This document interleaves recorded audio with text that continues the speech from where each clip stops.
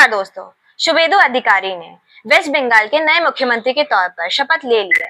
लेकिन शपथ ग्रहण समारोह के लिए जो मंच बनाया गया था उसमें कुछ ऐसा नजारा दिखा जिसने बीजेपी के भविष्य की तस्वीर भी दिखा दी। इस समारोह के दौरान बीजेपी के बड़े नेता, मुख्यमंत्री अमित शाह और योगी आदित्यनाथ जैसे लोग वहां पर मौजूद थे। लेकिन तभी वहां कुछ ऐसा हुआ जिसकी चर्चा आने वाले कुछ सालों तक होती रहेगी। बीजेपी के दो बड़े चेहरों के बीच कोल्ड वॉर साफ नजर आ रहा था और यही कोल्ड वॉर डिसाइड करेगा कि भारत का नेक्स्ट प्राइम मिनिस्टर कौन होगा। बंगाल चुनाव में इलेक्शन कैंपेन के दौरान की ये तस्वीर तो आपको याद होगी। शुभेंदु अधिकारी ने योगी आदित्यनाथ के पैर छुए।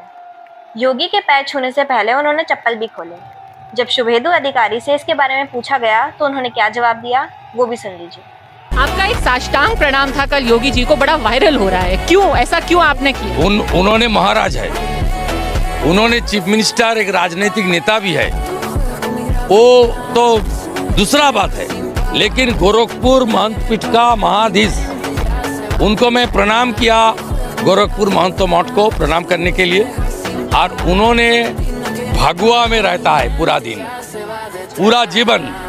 हमारी स्वामी विवेकानंद भी भगवा का यहाँ का उन्होंने प्रचारक था। इसलिए योगी जी का भगवा और गोरखपुर मठाधीश को मैं सनातनी होने के नाते मैं माँ बरगभीमा की, माँ नाचिंदा की भूमि से प्रणाम किया। बंगाल में योगी का यही जलवा बीजेपी की जीत के बाद भी दिखा। ये तस्वीर उस वक्त की है जब शुभेंदु अधिकारी शपथ ले रहे थे। शपथ लेने से पहले वो सभी नेताओं से मिले।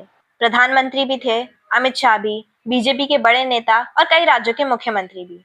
लेकिन जनता का जोश सबसे ज्यादा तब दिखा जब शुभेंदु अधिकारी योगी आदित्यनाथ से मिले। खुद सुनिए लोगों ने कितनी जोर से नारे लगाए। ऐसा उत्साह और किसी नेता के समय नहीं दिखा।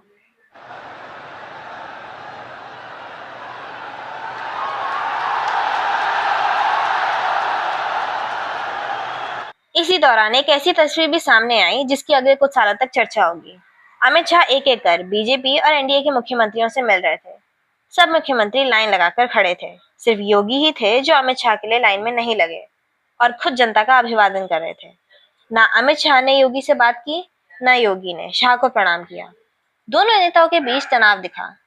बीजेपी में कई बार ये कहा जाता है कि नरेंद्र मोदी के बाद प्रधानमंत्री पद के दो ही दावेदार हैं, अमित शाह और योगी।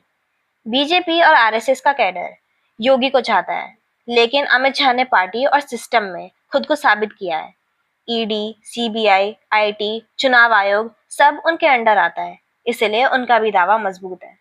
अगर अमित शाह और योगी आदित्यनाथ की बात करें तो दोनों की ही अपनी अपनी खासियतें हैं। अगर योगी आदित्यनाथ के पास जन समर्थन है तो अमित शाह के पास पार्टी की पकड़ है। वो जानते हैं कि चुनाव जीतने के लिए क्या क्या करना पड़ता है। और अगर इस लिहाज से देखें तो फिलहाल अमित शाह का पलड़ा ज्यादा भारी है। आप किसके कैंप में हैं, अमित शाह के या फिर योगी आदित्यनाथ के? कमेंट बॉक्स के थ्रू जरूर बताइएगा।